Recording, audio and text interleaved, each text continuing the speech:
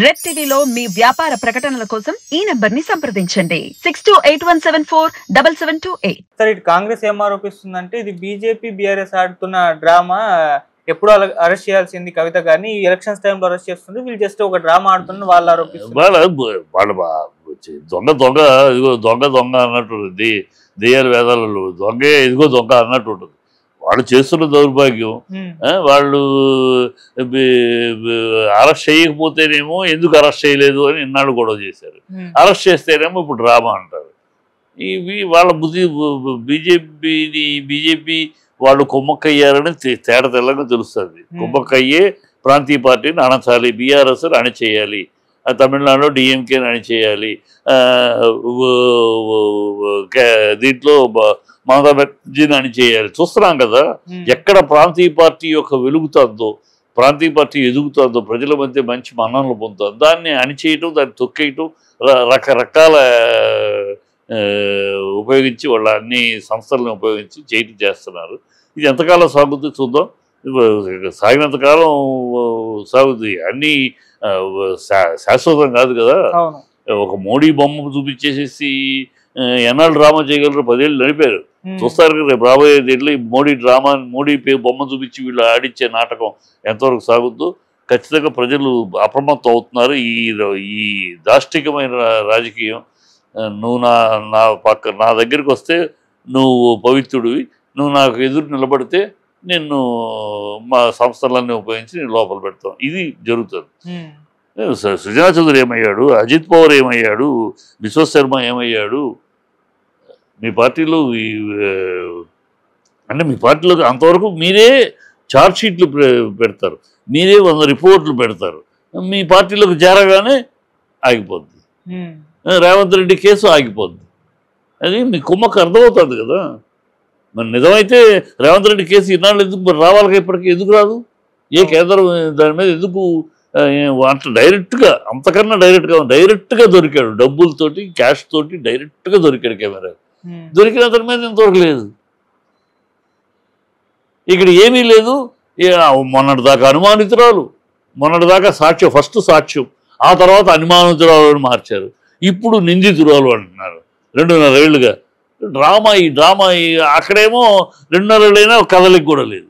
అంటే మీ వాళ్ళు మీకు క్విక్ బ్రోక్లాగా ఎలా అయిపోయిందంటే జాతీయ పార్టీలు రెండు కూడా, కాంగ్రెస్ బీజేపీ, నువ్వో నేను, మిగతా రీజనల్ పార్టీలు ఎవ్వడూ పెరగద్దు, ఎవడు ఇది ఆరంభం నుంచి ఉంది. ఓ పీనశ్రవణ్ పెరగనేలా, ఓ ఆనాడు సంజీవ్ రెడ్డి గారి కాడ నుంచి, మన సౌత్లో తమిళ్లో కామరాజు గారు, అన్నాదురై గారు, ఇలా ఎవరైనా సరే సౌత్లోంచి ఎదుగుతున్నారు, నేషనల్ లెవెల్కి ఎదుగుతున్నారంటే వాళ్ళని తొక్కేయట, అవమానించుట, కించపరుచుట, ఇది జాతీయ పార్టీలు చేస్తున్న దౌర్భాగ్యం. దాంట్లో భాగమే ఇది. ఓకే సార్, కవిత గారు రెస్పాన్స్ ఇప్పటి వరకు కూడా కేసీఆర్ గారు స్పందించలేదు అంటే ఆయన మౌనం వెనుకున్న రీజన్ ఏంటి సార్? ఆయన ఏం స్పందిస్తారు? బాధలో ఉంటారు. తన కూతురుని ఒక ఆడపిల్లని ఇట్లాగ అవుట్ ఆఫ్ వే అన్ని అతిక్రమించి, అన్ని విధానాలని అతిక్రమించి తీసుకెళ్తే ఆయన చేస్తే లీగల్ యాక్షన్ చేయాలి. వీళ్ళలాగా రేవంత్ రెడ్డి లాగా చిల్లర వాగలేడు కదా ఆయన. రేవంత్ రెడ్డి వాగుతాడు, పాతి పెడతాం, పూతి పెడతాం, బూతులు మాట్లాడతాడు. సీఎం అయినా కూడా సీఎం స్థాయి లేకుండా అసలు అలుపులకి అధికారం వస్తే ఎలా ఉంటుందో రేవంత్ కనపడుతున్నాడు.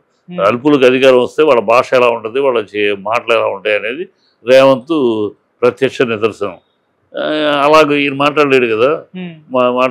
ఆయన మాట్లాడిన మాట ఇప్పుడు ఉద్యమం టైంలో మాట్లాడాడు. ఉద్యమం టైంలో పరుష పదజాలం వాడాడు ఆయన. ఉద్యమం అప్పుడు వాడతాం. తర్వాత చీఫ్ మినిస్టర్ అయినాక ఆయన ఇలాగ బొంద పెడతాం, బట్టలు ఉడదీస్తాం, ప్యాంట్ ఉడదీస్తాం అని ఏనాడు చెప్పలేదు. ఏనాడు అలాంటి మాటలు మాట్లాడాల. ఈ చిల్లర మాటలు వీళ్ళకి, ఎందుకంటే వీడు చిల్లరోడు. రేవంత్ రెడ్డి అనే వ్యక్తి ఒక చిల్లర వ్యక్తి. చంద్రబాబు దగ్గర ఉన్నప్పుడు ఇలాగే వాగేవాడు. సోనియా గాంధీని రక్తం తాగి పోతాం అన్నాడు, ఇంకోటి అన్నాడు, చంద్రబాబు మాటలని మాట్లాడాడు. తర్వాత ఇప్పుడు చంద్రబాబు దగ్గర నుంచి 420 కేసు ఇరుక్కున్నాడు. రేవంత్ రెడ్డిగా, అప్పుడు సామంత్ రెడ్డిగా వాగాడు. ఇప్పుడు సీఎం అయ్యాడు. సీఎం అవటం అయినా కూడా ఆ బుద్ధి మారలా. ఇప్పుడు సోనియా గాంధీని ఏ నోటితోటి తిట్టాడో ఆ సోనియా గాంధీ కాళ్ళ దగ్గర కూర్చొని ఆవిడ ప్రాపకం కోసం ఆవిడ అమ్మ దేవత దెయ్య అంటాడు. రేపు ఎంపీ ఎలక్షన్లు పోతే ఊడిపోద్ది అతని ఉద్యోగం. ఊడిపోయినాక అప్పుడు ఏం మాట్లాడతారు చూడాలి. ఈ చిల్లర భాష అతను మాట్లాడతాడు, ఆ భాష మనం మాట్లాడలేము. అందుకని నేను అడిగాము ఎట్లా అసలు ట్రాన్సిట్ ఇది మినిమం, అది కామన్ మనకు కూడా తెలుసు. ఒక స్టేట్ నుంచి మరో స్టేట్కి ఒక నిందితుల్లో మీరు అరెస్ట్ చేసి తీసుకెళ్ళాలంటే ఇక్కడ ట్రాన్సిట్ మ్యాజిస్ట్రేట్ దగ్గర తీసుకెళ్ళి అక్కడ ట్రాన్సిట్ ఆర్డర్ తీసుకుని వెళ్ళాలి. ఏమీ లేదు, ట్రాన్సిట్ ఆర్డర్ లేదు. నేను కేటీఆర్ గారు ఆ ట్రాన్సిట్ ఆర్డర్ గురించి అడుగుతూ ఉంటే మీరు ఢిల్లీ వచ్చి కనుక్కోండి అంటాడేంటి. అంటే మా ఇష్టం, మా అధికారం మా చేతిలో ఉంది, సంస్థలు మా చేతిలో మేము ఏమైనా చేస్తాం. ఈ డ్రామాలు ఎన్నాళ్ళు సహిస్తారు ప్రజలు, చూస్తారు. తగిన సమయంలో తగిన గుణపాఠం చెప్తారు. ఓకే సార్, కవిత గారు ఇప్పుడప్పుడే బయటకు రారు, చాలా టైం పడుతుంది ఆమె రావడానికి, మేబీ ఎలక్షన్స్ కూడా అయిపోవచ్చు అని చెప్పేసి కొంతమంది విశ్లేషకుల అభిప్రాయం. సార్ మీరేం చెప్తారు మరి?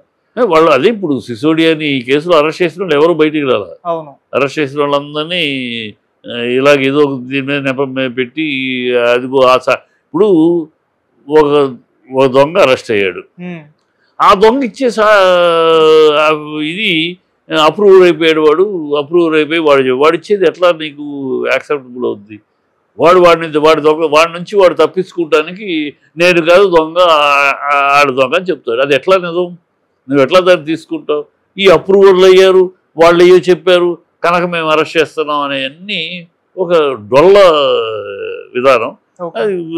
కాకపోతే వాళ్ళ అధికారం వాళ్ళ చేతిలో ఉంది కనుక బెయిల్ రాకుండా ఉండే విధంగా ఛార్జ్షీట్ తయారు చేయటం, లేని సాక్ష్యాలని లేని వాటిని కూడా ఇగో ఈయన సాక్ష్యం చెప్పాడని పలానా వాడు అరెస్ట్ చేసిన వాళ్ళని ఎవడో తీసుకెళ్ళటం, వాడు ఆ పిఏ సాక్ష్యం చెప్పాడు, పిఏ అప్రూవర్గా మారాడు, ఇంకోడెవడో అప్రూవర్గా మారాడు. వాళ్ళకేముంది, వాళ్ళ నుంచి వాళ్ళు తప్పించుకోవటానికి నేను కాదు దొంగ అంతే కదా, దొంగ నేను చేయలేదు ఆడు చేశాడు అంటాడు. అట్లాగే వాళ్ళు తప్పించుకుంటారు. వాళ్ళని ఆధారం చేసుకుని వీళ్ళు తయారు చేస్తున్నారు. కోర్టుకు కావాల్సిందేమో ఇలాంటి పెట్టు, అది వాదాపోదాలు అయినా కానీ తేలం, అది అప్పటిదాకా అనుభవించాలి. అది వీళ్ళు చేస్తున్న దాష్టికమైన విధానం. అది ఇందిరాగాంధీ పీరియడ్లో చూసాం, నా యంగ్ డేస్లో చూశాను. ఇందిరాగాంధీ పీరియడ్లో ఇలాగ ఇష్టం వచ్చేది, ఎలా అనుకుంటే అట్లా, ఆవిడ ఎలా అనుకుంటే రూల్ అలా ఉంటుంది అంతే, అట్లా చేసింది. అప్పుడు అందరం దాన్ని వ్యతిరేకించే ఆవిడ్ని ఓడించారు. ఇప్పుడు మోడీ గారు మొహం చూపిస్తూ అమిత్ షా గారు అదే పని చేస్తున్నారు. ఓకే సార్, ఇప్పుడు మరి ఫర్దర్ గా ఏం జరగబోవచ్చు అంటారు? అంటే కవిత గారు అరెస్ట్ ఎలక్షన్స్ పైన ఎటువంటి ప్రభావం చూపిస్తుంది? ఆమె ఎలా ఫైట్ చేస్తారు? బీఆర్ఎస్ శ్రేణులు ఎలా నిల్చుంటారు ఆమెకు సపోర్ట్ గా? కవిత ఈ బీఆర్ఎస్ అనేది ఫైటర్ పార్టీ. ఎన్నో పార్టీలు ఎన్నోసార్లు పోరాడి ఉద్యమ పార్టీ. కానీ ఈ అరెస్టులు భయపడేది, వెనకడుగేసేది ఉండదు.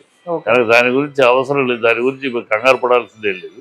వీళ్ళు ఫైట్ ఇట్ అవుట్. ప్రజల్లో కూడా అప్రమత్తం అవుతారు. ప్రజలు కూడా ఎందుకు చేశారు, ఎట్లా చేశారు, ఇవన్నీ ట్రాన్సిట్ లేకుండా ఎలా తీసుకెళ్తారు, కోర్టులో హామీ ఇచ్చి ఎట్లా మీరు అరెస్ట్ చేస్తారు, ఇవన్నీ ప్రజలు గుర్తిస్తారు కదా.